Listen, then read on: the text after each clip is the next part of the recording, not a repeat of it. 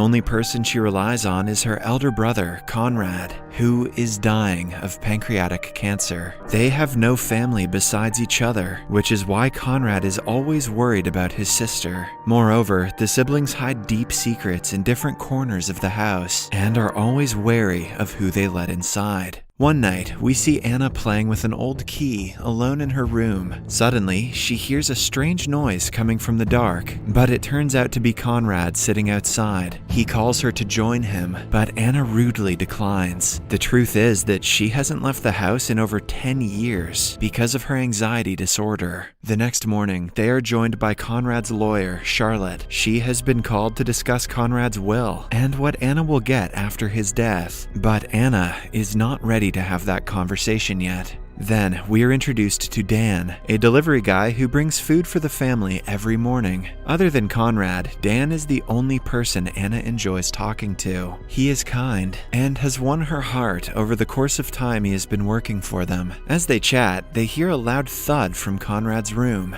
Anna rushes to her brother and puts him back on the bed. They spend the entire day together, talking about different things. Conrad brings up the topic of their father and asks Anna to forgive him, but it only makes her angry. A few hours later, Anna is woken up by her care alarm ringing. She runs to Conrad's room and finds him dead. Despite knowing that this was bound to happen, nothing in the world could have prepared Anna for her brother's death. After the paramedics take his body away, she cleans up the entire house and gets rid of all of his medicine. When Anna is at her lowest, Dan comes to her aid and lends her a shoulder to cry on. He suggests she sell the house and move somewhere else, but Anna is too connected to the house to leave it. As they chat, Dan reveals that he wants to get out of this town, but isn't financially able to do so. Anna abruptly leaves and returns a few minutes later with a bag full of money. She wants him to take it and make a better life for himself. Dan, however, refuses to accept it, even though Anna insists that she has more money than she needs.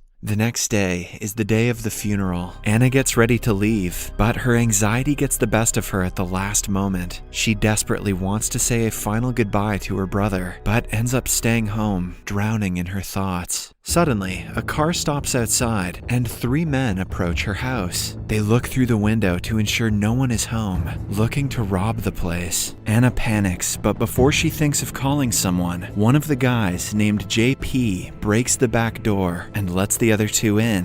JP seems to be the leader, while his brother Vance and friend Perry are his accomplices. The robbers are under the impression that Anna is at the funeral, but the kettle makes a noise and makes her presence evident. She quickly runs upstairs while the guys start looking for her all around the house. Perry finds her hiding in the back. Before we continue, please like, share, and subscribe. You may now continue watching this storytelling film. Watch up to the end. Enjoy and thank you. Bathroom, making her run downstairs. Before he catches up to her, Anna gets to the front door. She can easily run outside and save her life, but she freezes because of her anxiety. JP carefully closes the door and asks her why she didn't escape. She also had a chance to call the police when she was hiding upstairs, but she didn't. The truth is, it's because she's dumb. The guys think it is strange, but all they care about is the money she is hiding somewhere in the house. JP and his brother Vance continue looking for the money, while Perry keeps an eye on Anna. She tells him about her anxiety and how she hasn't stepped out of the house for over a decade. Perry is fascinated by her and wants to check if she is telling the truth for his own entertainment. He forcefully pulls her outside, causing her to pass out. When JP picks her up to help her, Anna wets herself. Vance is asked to take her to her room and get her cleaned, as the other 2 search for the bag of money. They ultimately find a basement with 2 doors without handles. The doors surely lead somewhere, but are impossible to open. It is clear that either Conrad or Anna wanted to keep these rooms a secret. Meanwhile, Vance is trying to get Anna to change. He is the weakest link among the 3 and is not willing to hurt someone for money. Anna also notices this and tries to convince him to help her. She manages to convince him to some extent, but he eventually realizes what she is doing.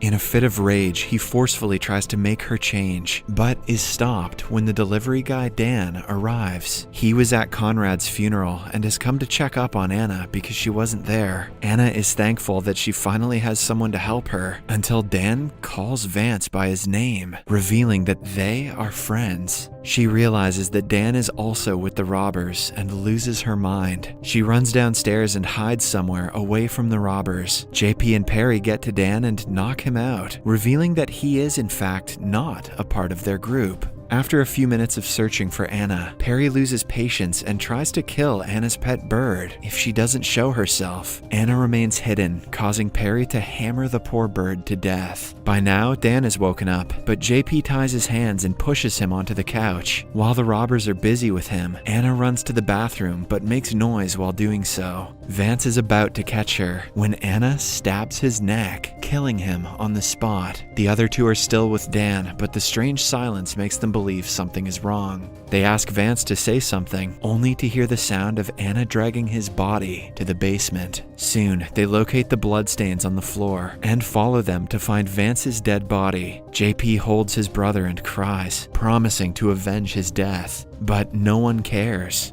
The mission turns into much more than just a robbery for the surviving duo. Just then, Perry notices Anna behind a door, but she locks it before he gets in. After that, she runs into her room and brings out the key she was playing with at the beginning of the film. The key is then used to open a console that consists of a lever. Upon pulling it, the stairs to the basement retract, trapping Perry and JP inside. Anna checks on them to make sure that they cannot get outside.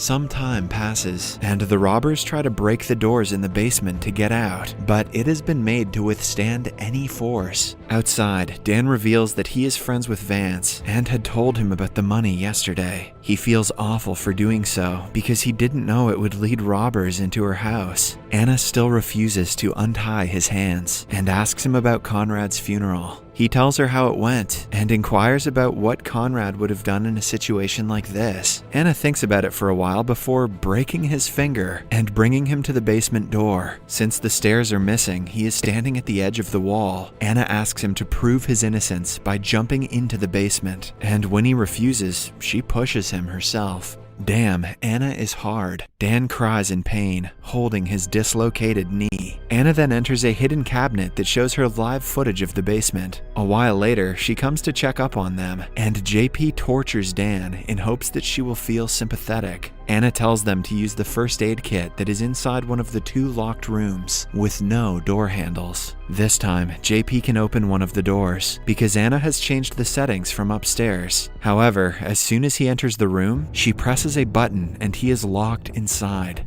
JP finds it extremely strange because the room looks identical to the one he had seen upstairs. In the meantime, Perry tries to break the second door and is successful after many attempts. He finds a freezer and opens it to see dead bodies inside. Shocked to the core, Perry runs outside and comes face to face with Anna. Now that he has seen things he shouldn't have, she cannot let him live. She hits him with a hammer to his head. The man is about to strangle her to death before he loses too much blood and dies. Outside, Dan manages to move into the second room and sees the dead bodies, realizing that something is very wrong. At the same time, Charlotte comes to check up on Anna because she hasn't been picking up her calls. Anna pretends like everything is fine and makes up an excuse for the noise coming from the basement. Charlotte doesn't think much of it and leaves after making sure Anna is okay. After her departure, Anna goes to the basement and finds Dan by the freezer. She puts him inside a cupboard, which leads him into the room where JP is locked. The room has a one-way mirror that she uses to keep an eye on them. JP figures this out and tries to break it, but Anna informs him that the glass is bulletproof. She then makes him wear a shirt out of a cupboard.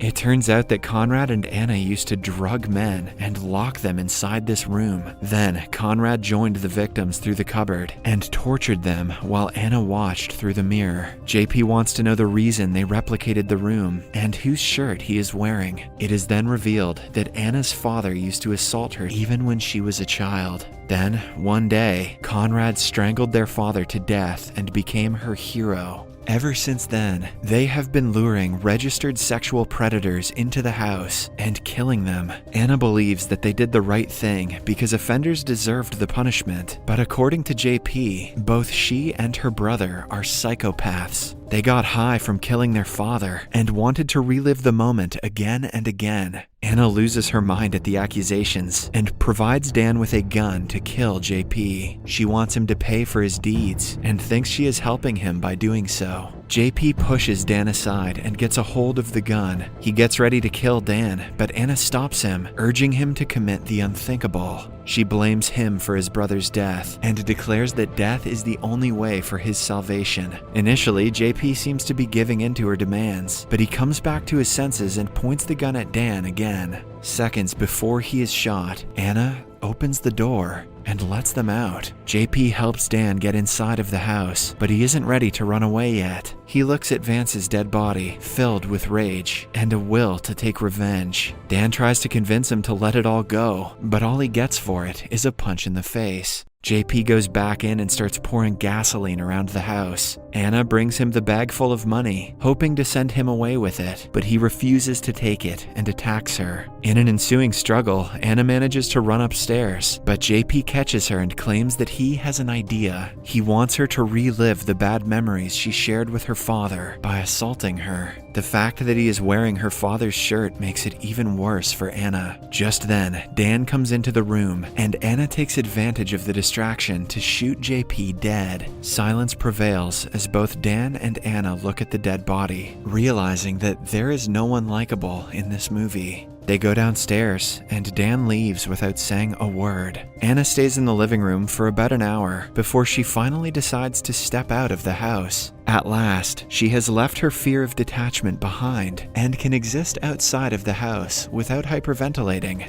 Oh goody, now she can be a serial killer for real. In the final scene, she lights the house on fire